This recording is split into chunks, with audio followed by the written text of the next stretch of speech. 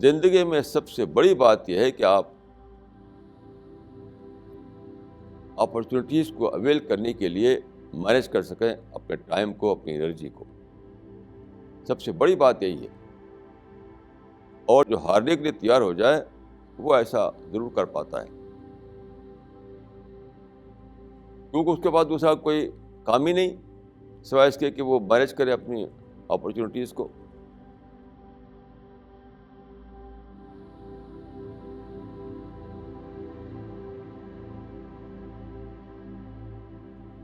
بسم اللہ الرحمن الرحیم وصلی اللہ علی النبی الکریم.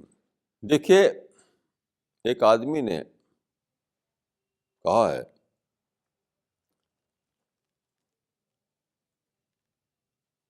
جس کو ہارنا آ جائے اس کو کوئی ہرا نہیں سکتا. جس آدمی کو ہارنا آ جائے اس کو کوئی ہرا نہیں سکتا. یہ بڑی عجیب بات ہے. یعنی ہار میں جیت کا فارمولہ ہے یہ. لوگ جو ہے جیت میں جیت ڈھونڈتے ہیں، لیکن یہ ہار میں جیت کا فارمولہ ہے یہ.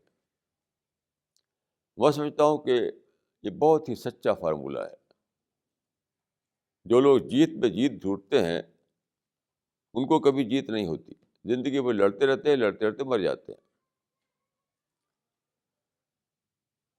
دیکھیے، ہار میں جیت کیوں ہوتی ہے؟ وہ یہ ہے کہ جب آپ ہارنے کو ایکسیپٹ کر لیں تو کیا ہوا کہ اپرچونیٹیز کو اویل کرنے کے لیے ٹائم مل گیا آپ کو.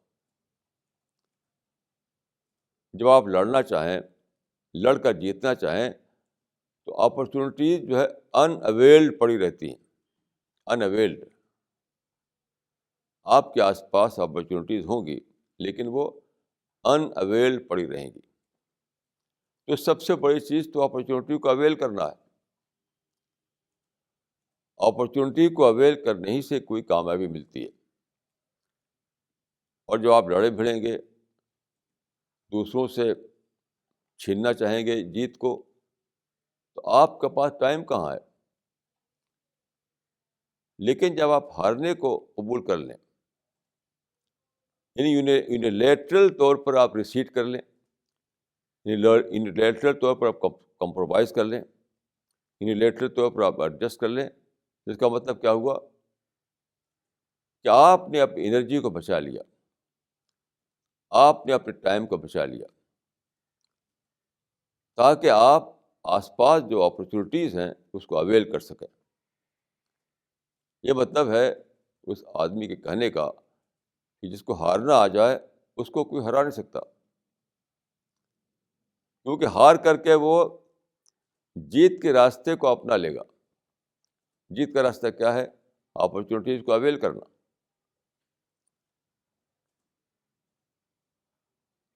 تو جو لوگ دوسروں سے لڑ کر جیتنا چاہتے ہیں وہ اپرچونیٹیز کو اویل نہیں کر پاتے. اور جو لوگ صلح کا راستہ اختیار کریں، کمپرومائز کر لیں، ایڈجسٹ کر لیں، تو فوراً ان کو ٹائم مل جاتا ہے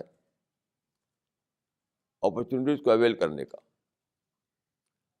اس سے بڑی تو کوئی بات نہیں زندگی میں. زندگی میں سب سے بڑی بات یہ ہے کہ آپ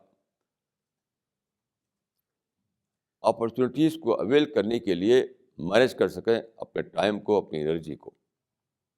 سب سے بڑی بات یہی ہے. اور جو ہارنے کے لیے تیار ہو جائے وہ ایسا ضرور کر پاتا ہے، کیونکہ اس کے بعد دوسرا کوئی کام ہی نہیں سوائے اس کے کہ وہ مینیج کرے اپنی اپرچونیٹیز کو. ایک ہی کام اس کے پاس ہے.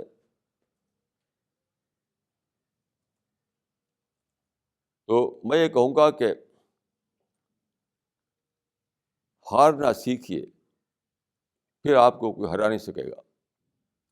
ہارنا سیکھے کا مطلب ہے کمپرومائز کرنا سیکھیے، ایڈجسٹ کرنا سیکھیے، نان کنفرنٹیشنل اپروچ کو اپنائیے. کنفرنٹیشنل اپروچ کو چھوڑیے اور نان کنفرنٹیشنل اپروچ کو اپنائیے. یہی ہے ہار کو ماننا. اور جو آدمی ایسا کرے تو اس کو اس کی جیت میں کوئی روک نہیں باقی رہے گی. وہ جیت کو حاصل کر کے رہے گا. ایسی کے لیے کہا اس نے کہ جس کو ہارنا آ جائے اس کو کوئی ہرا نہیں سکتا. کتنا سمپل فارمولہ ہے, کتنا پریکٹیکل فارمولہ ہے, اور کتنا ایزی فارمولہ ہے.